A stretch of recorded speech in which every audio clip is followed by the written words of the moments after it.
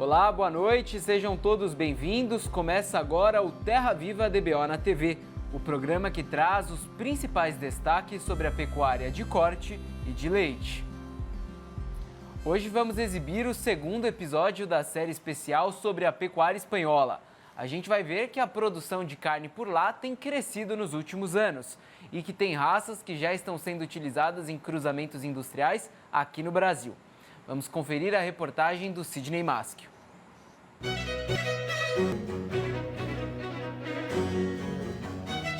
A pecuária bovina da Espanha sempre teve uma posição de destaque na União Europeia, ocupando hoje o terceiro lugar na relação dos maiores produtores do setor entre os seus vizinhos que fazem parte do bloco, respondendo por 12% do valor total da produção e ficando atrás só da França e da Alemanha. Nós temos dois tipos de produção. Temos muita produção de pecuária, de leite e também de carne. E para nós são dois setores importantíssimos. A pecuária bovina é a segunda mais importante do país. A primeira é a suína, que é muito forte na exportação. Eu diria que a produção de leite é a segunda e a de carne a terceira. E são atividades distintas. O leite é uma produção um pouco mais intensiva, enquanto na carne há uma parte mais extensiva. O vacuno de leite quizá uma produção um pouco mais intensiva. O vacuno de carne tem uma parte extensiva. De acordo com os dados mais recentes levantados pelo Ministério da Agricultura espanhol, no começo deste 2025, que está em andamento, o país tinha um rebanho de aproximadamente 6,5 milhões de cabeças de gado, criadas em 110 mil estabelecimentos rurais de tamanhos variados. No ano passado, os frigoríficos entregaram no mercado 713 mil toneladas de carne. E repare bem o companheiro fazendeiro brasileiro que, comparando com o 2023, o tamanho da boiada abatida teve um crescimento de 0,6%, mas o volume produzido registrou um aumento de 2,3%. Uma parte importante da explicação para esta melhora na produtividade é o apoio do governo espanhol para que os pecuaristas possam investir em tecnologia. Há várias formas de fazer isso. O Ministério tem uma linha de ajuda a projetos que chamamos de grupos operativos, justamente com esta finalidade. Em primeiro lugar, é preciso que esses projetos tenham interesse econômico para várias regiões. E os grupos devem ter participação também de representantes de várias regiões, de universidades e também dos produtores. Então, apresentam um projeto de trabalho e nós avaliamos a parte em que é interessante da administração e outra parte é a avaliação científica. Os melhores são selecionados para receber financiamento, para então levá-los adiante. Além da sua importância para a garantia do abastecimento caseiro, os fazendeiros espanhóis também estão ganhando cada vez mais espaço nos mercados estrangeiros, não só por conta da qualidade do gado e da sua carne, mas também por um forte trabalho de divulgação do produto, que está sendo feito pelo governo e por entidades criadas pelo próprio setor, como é o caso do projeto Vacuno. É uma organização que engloba a produção e a indústria frigorífica, que une os interesses da produção e da indústria para a defesa do setor e para o desenvolvimento de projetos da cadeia produtiva.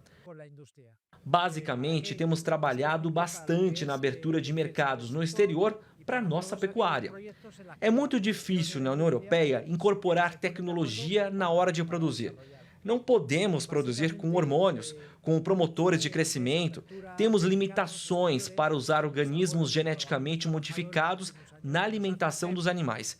Temos um sistema muito particular de produção que temos de seguir. Por um lado, pouco eficiente, mas por outro, oferece plenas garantias para vender nosso modelo de produção para mercados muito exigentes. O produto europeu é uma marca de qualidade e dentro do produto europeu, o espanhol em particular, pelo nosso sistema de produção que faz dele top de qualidade nestes mercados, principalmente os asiáticos. Fundamentalmente mercados asiáticos. Mas até chegar a este ponto atual de excelência no mercado caseiro e na praça internacional, O gado que hoje é criado na Espanha passou por um grande processo de evolução, começado em tempos imemoriais. O que aconteceu foi que os animais que viviam aqui há muitos milhares de anos atrás foram obrigados a se adaptar às condições do clima e às dificuldades naturais de cada região do país. E como sempre acontece neste tipo de situação, só os melhores indivíduos conseguiram se adaptar, desenvolvendo características especiais que permitiram a sua sobrevivência e a permanência no seu lugar de origem. Como resultado desta longa seleção feita pela mão da própria natureza, a Espanha tem hoje cerca de 40 raças puras que formam a base da pecuária nacional. Muitas dessas raças, uma coisa muito interessante que aconteceu aqui, elas foram ao longo do tempo, né, e nós estamos falando de milhares de anos, elas foram abandonadas, praticamente abandonadas, né? Mas, de repente, o pessoal começou a perceber o valor genético que isso tinha, né? São verdadeiros tesouros genéticos que estavam ficando esquecidos em algum canto do país. E se começou um grande trabalho de resgate dessa genética, né?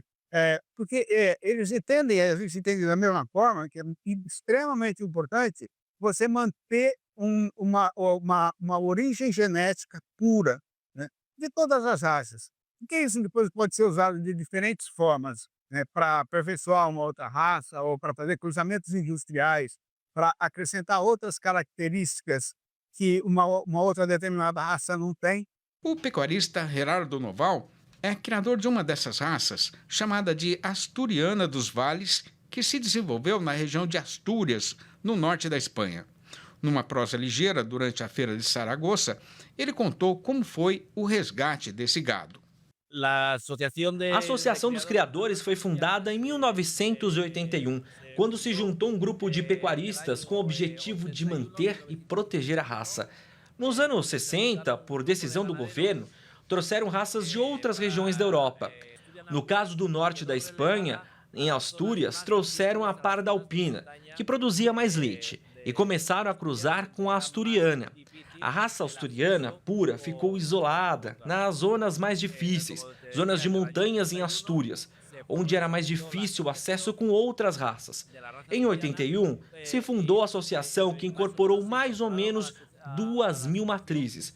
Hoje em dia, no ano em que estamos, em 2025, a associação tem inscritas no seu registro genealógico mais de 70.000 matrizes.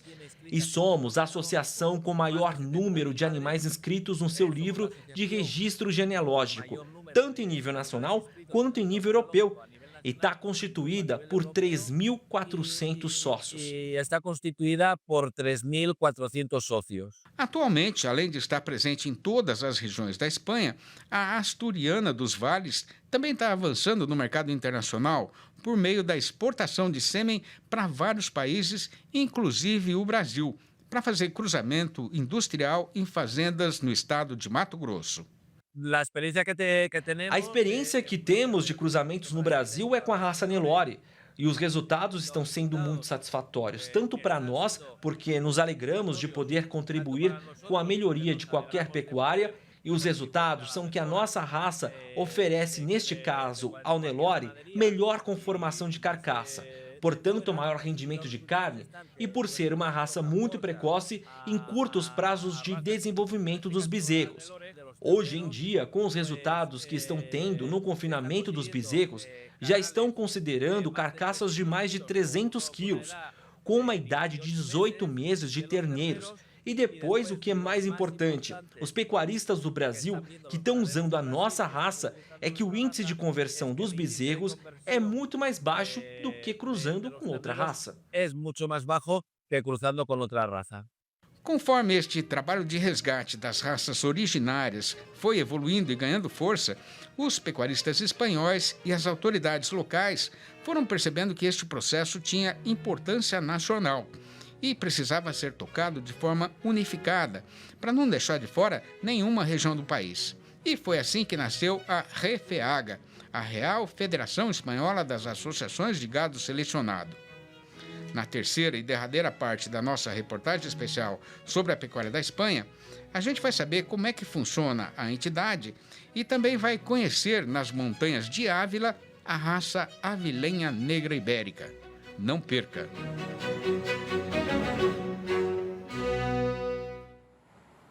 O Terra Viva DBO na TV vai para um rápido intervalo. A gente volta já. Impresso ou digital? Se você quer o melhor conteúdo para a pecuária, fique com os dois. Tenha sempre seus exemplares da DBO à disposição, no escritório, na caminhonete ou ao alcance de seus colaboradores na fazenda. DBO é fonte de conhecimento, reportagens de campo, matérias, artigos e análises de mercado. Entre lá na nossa loja no portal DBO e faça sua assinatura impressa e digital ou só digital. O Terra Viva DBO na TV segue com o nosso compromisso de informar com qualidade os boiadeiros de todo o Brasil sobre o momento atual do mercado pecuário e, claro, as perspectivas para os próximos dias, semanas e até meses, por que não? E para tornar isso possível, é fundamental convocar um especialista para não deixar ninguém carente de informação. Por isso, eu conto com a presença do engenheiro agrônomo Pedro Gonçalves, analista de mercado da Scott Consultoria. Boa noite, Pedro. Obrigado por estar com a gente aqui mais uma vez. Uma boa noite. É sempre um prazer para a gente estar aqui com vocês. Uma boa noite a todo mundo que está aí de casa acompanhando a gente também. O prazer é nosso. E para começarmos, qual que é o panorama geral do mercado pecuário nesta primeira semana de março? Hoje está completando exatamente 7 dias, do mês.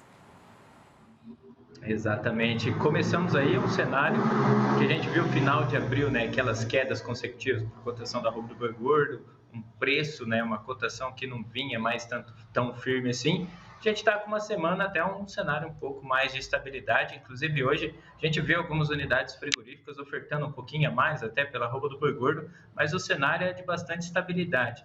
Tudo bem que o momento que a gente está, primeira quinzena, costuma ter uma movimentação um pouco mais positiva para a saída de carne. Isso traz um cenário um pouco mais positivo.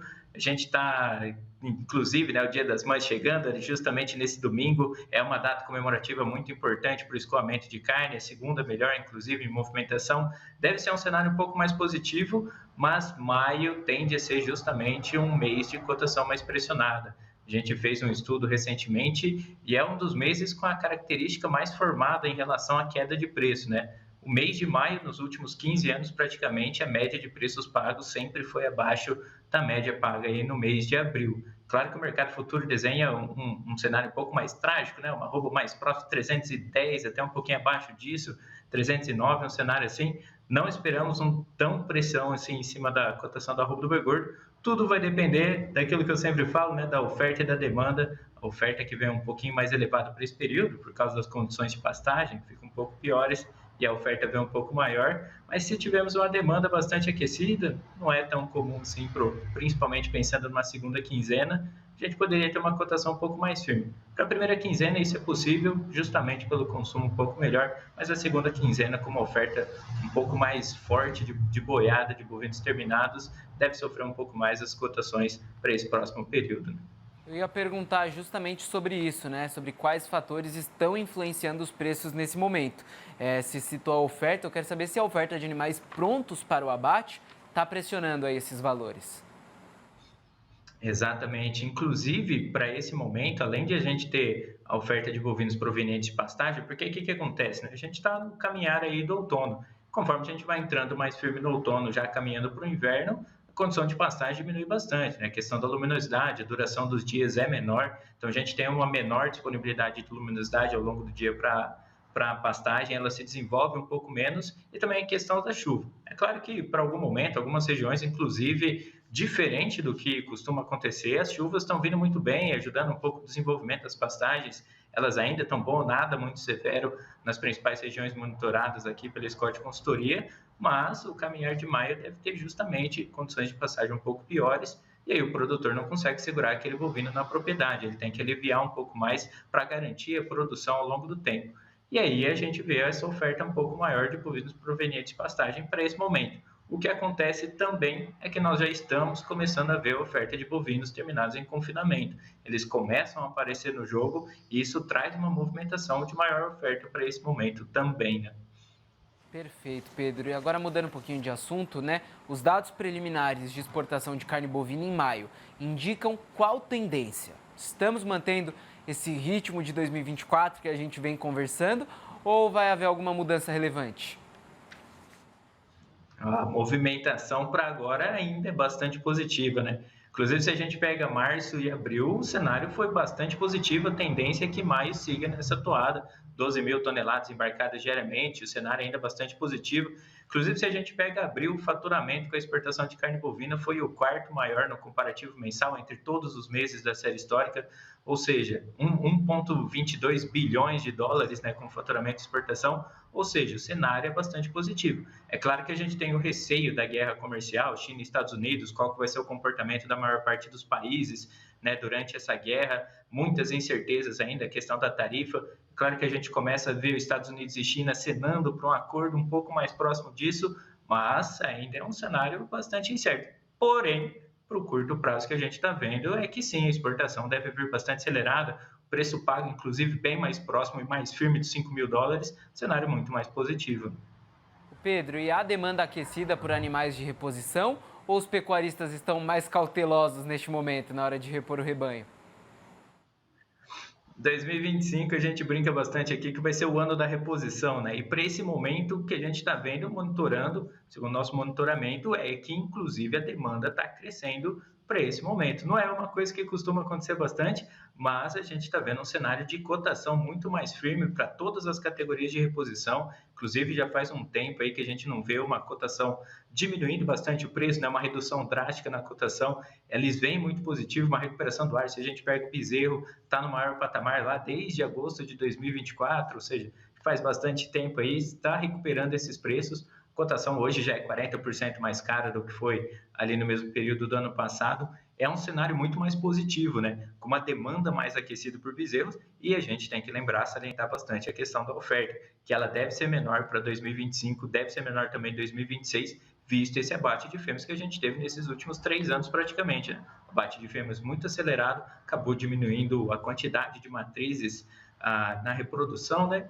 Consequentemente, a oferta de bezerros de categorias de reposição nesses próximos 3 anos deve ser menor e deve jogar os preços mais para cima, né?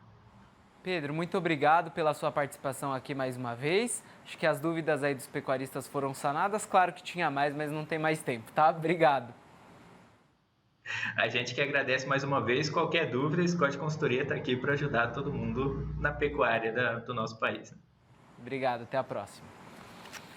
E no próximo bloco você confere o fechamento do mercado do boi gordo nas principais praças boiadeiras do país. Terra Viva DBO na TV volta já. Como anda a sua saúde? Marcou consultas e está esperando há semanas por um retorno? Além de toda essa demora, você ainda enfrenta o trânsito e deslocamento? E se a sua saúde pudesse estar na palma da sua mão, sem sair de casa? Com o E-Saúde Assist, você tem acesso a especialidades médicas, a escolher mais médicos de plantão 24 horas por dia, onde quer que você esteja. E tudo isso a partir de R$ 29,90 ao mês, sem pagar consulta adicional. É só acessar nossa plataforma, escolher a especialidade, agendar a melhor data e horário. Pronto, atendimento médico marcado, sem perder tempo com deslocamento. Aproveite toda a conveniência de um plano de assistência completo para você e sua família, com telemedicina e teleconsulta de qualidade. E-Saúde Assist, sua saúde é prioridade e agora cabe no seu bolso. A Exposebu 2025 terminou na última semana e foi um sucesso. O evento também conecta produtores com o público urbano. O queijo servido na coroação do rei Charles III foi destaque na Vila Gastronômica de Uberaba. Para o público do campo, a feira é um celeiro de oportunidades para conhecer os avanços da pecuária, as novas linhagens e as tecnologias que impulsionam a produtividade. Para quem está na cidade, a Exposebu é uma imersão no universo do agronegócio, mostrando a força e a diversidade do setor que alimenta o Brasil e o mundo. Sem dúvida nenhuma, né, a Exposebu é referência no encontro da pecuária nacional. A gente tem participação praticamente de todas as regiões, né, com animais, com expositores, né? Vem um público estrangeiro também internacional, tem vários países, são mais de 30 países que participam, né, com a gente aqui, com mais de 600, 700 público estrangeiro, né? E os animais também de toda a região. E as novidades não param por aí. Para 2025, a organização promete ainda mais inovações em termos de genética, com destaque para as raças zebuínas, que vêm apresentando resultados expressivos em produtividade e qualidade da carne. Os julgamentos de animais são sempre um espetáculo à parte. Trarão para a pista os melhores exemplares de Nelore, Gir, Guzerá, Sindhi e diversas outras raças, evidenciando o trabalho de seleção dos criadores brasileiros. A gente teve um crescimento muito grande no número de animais, né? Já vinha num crescimento do ano passado, do ano anterior, 2023, 2024 para 2025 também. E a qualidade também. Então a gente tem um crescimento em número de animais e um crescimento na qualidade dos animais. Mas a Expo Zebu vai muito além dos negócios e da genética. Um espaço que tem ganhado cada vez mais destaque é a Vila Gastronômica, um verdadeiro encontro de sabores. Aqui, produtores familiares da região têm a oportunidade de apresentar o melhor da sua produção artesanal. Nós produzimos, temos as plantações de goiaba, de pitaia, mango, cajamanga, e como a produção era muito grande e as frutas acabavam sendo desperdiçadas, foi onde nós começamos a aproveitá-las e daí fazer uma polpa de fruta deliciosa e saudável, levando para a mesa de muitas famílias. E olha só, através da Confederação da Agricultura e Pecuária do Brasil, a Fazenda Generosa teve o seu queijo lendário presente na coroação do Rei Charles em Londres. E esse queijo também foi premiado em um concurso medalha de ouro na CNA. Ele é um queijo com uma maturação de 40 dias, ele é um queijo meia cura, Então, assim, ele foi servido para o Rei Charles com uma geleia de açaí. Ele ganhou o prêmio em segundo lugar do melhor queijo do mundo no Reino Unido. E vamos saber como fechou o mercado do boi gordo nesta quarta-feira.